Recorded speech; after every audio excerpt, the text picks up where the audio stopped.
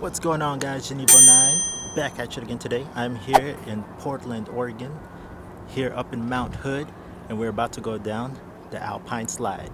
It's pretty sweet. This thing is 1 mile long and it's pretty awesome. So let's check it out.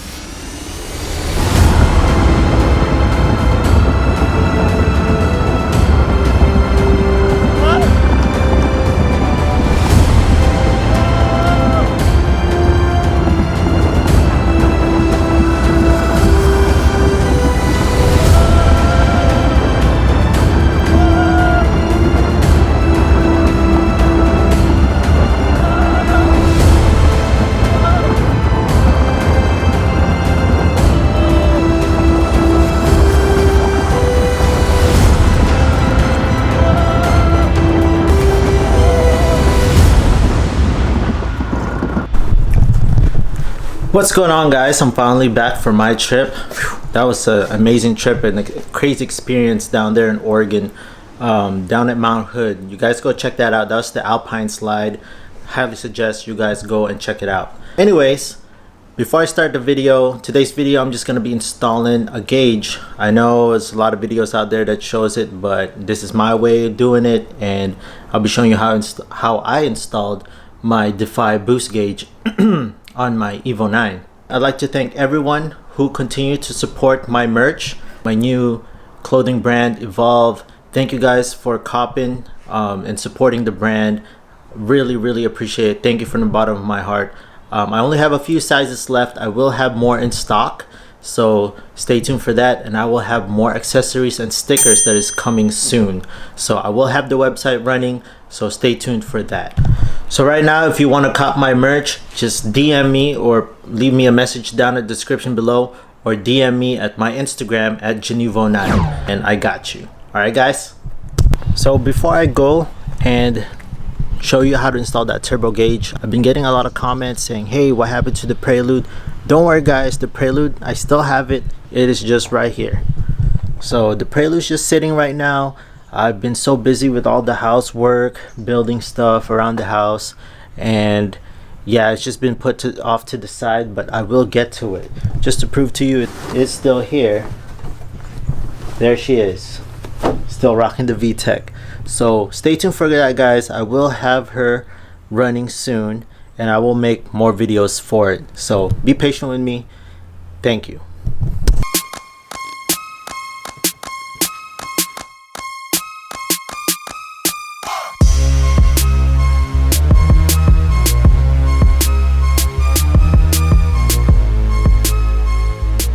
Very first thing that you need to do before you do any of this is you gotta disconnect your battery so you don't get shocked. You're gonna figure out where you want to put the sensor right here, where you're gonna place this on the engine bay. The best place that a lot of people I know put it is on the firewall right around here. You see right there, and I took out the bolt already.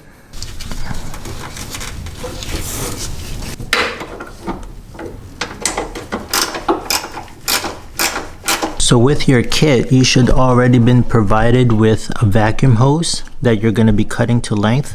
So what I did was I cut to length the vacuum hose, attached the vacuum hose right underneath the sensor and onto the T connector.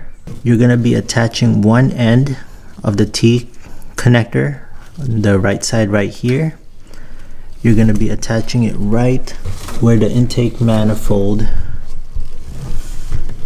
There's a hose right here from the coming out from the intake manifold. That's where you're going to be installing the right side of the T, and on the left side of the T you're going to be attaching it to the hose that's coming out from the fuel pressure regulator right here.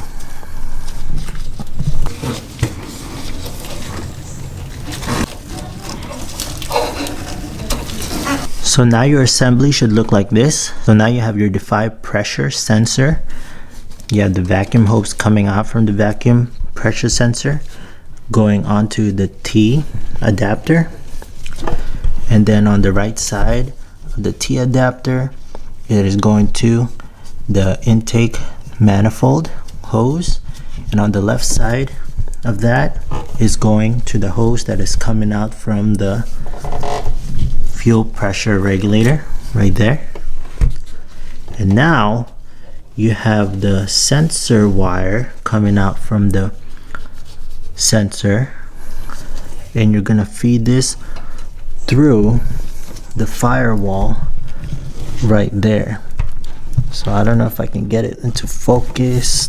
Let me see right there.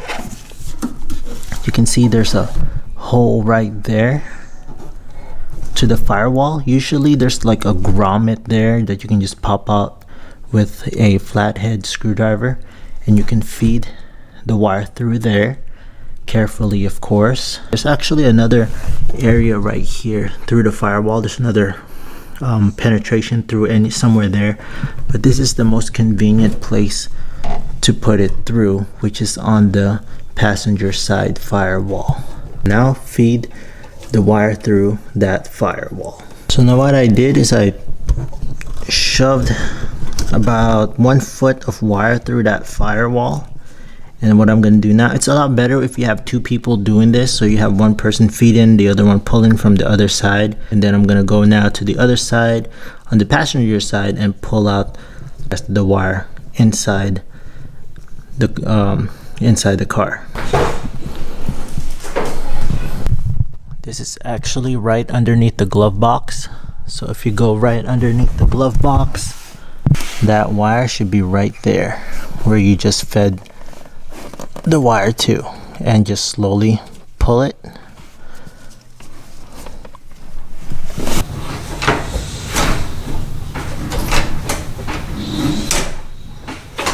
What I did was I routed the sensor wire, you see right here, I zip tied it right here, and I ran it right underneath the center console all the way to the driver's side. So here's another tip, guys. What I did was I zip tied some extra wire that was hanging out, and I zip tied them along the lines here so that you don't have extra wire dangling into different places, and you can end up having those wires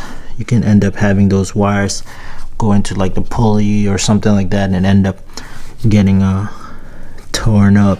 Right after you do that, you should be done inside the engine bay. So we are now at the driver's side. Let's go right underneath, and you can see I routed the wire right from behind the center console, and then I routed the wire up here. It's totally up to you where you want to route it, but for me I routed it up here all the way behind up there to the steering wheel. I removed this center part right here. There's actually a screw that you can that is located right here and here, and then there's one right through here that you need to remove to pop this out. So what I did was pop that out, and then I wired it and actually drilled a hole to the top right here. So in this case I have a dual gauge pod right here. This is the turbo, and I have it wired right underneath this gauge pod. That's where the hot wire is hidden, and it routes right behind here and to the gauge itself. So now I'm going to show you where to hack the power so that you can power that gauge. So on the bottom portion of your Evo right here, where you can actually dim the cluster, you can take like a flathead, or you can just use your nails, and you can pop this out easily, just like that, and you can take it out just like that. So don't mind this box. I'll explain to you why I have this later on. But what you're gonna do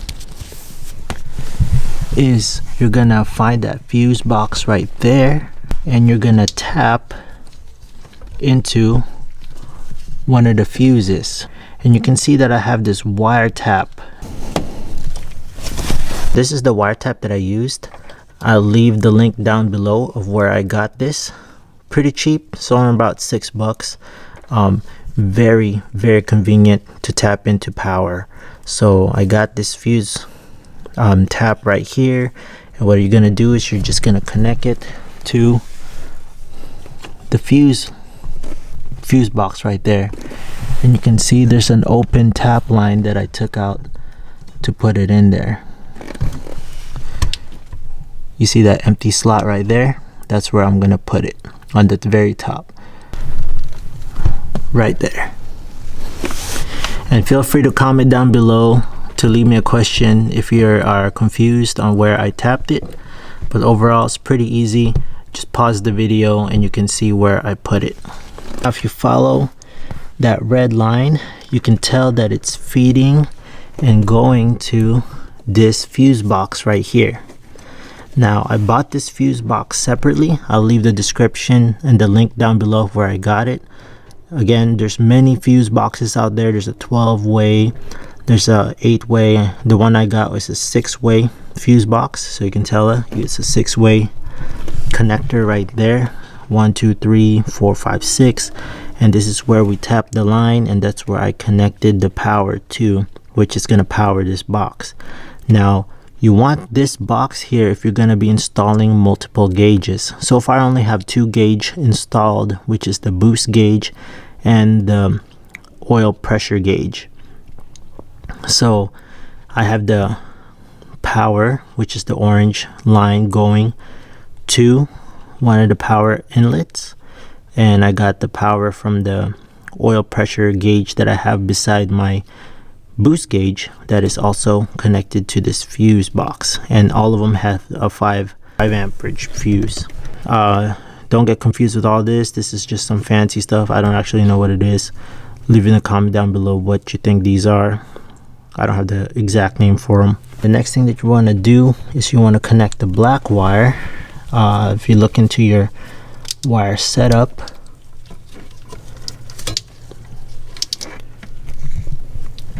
right here, if you look right there, I have the black wire, which is the ground, and you just connect it to any part of the body of the car right there.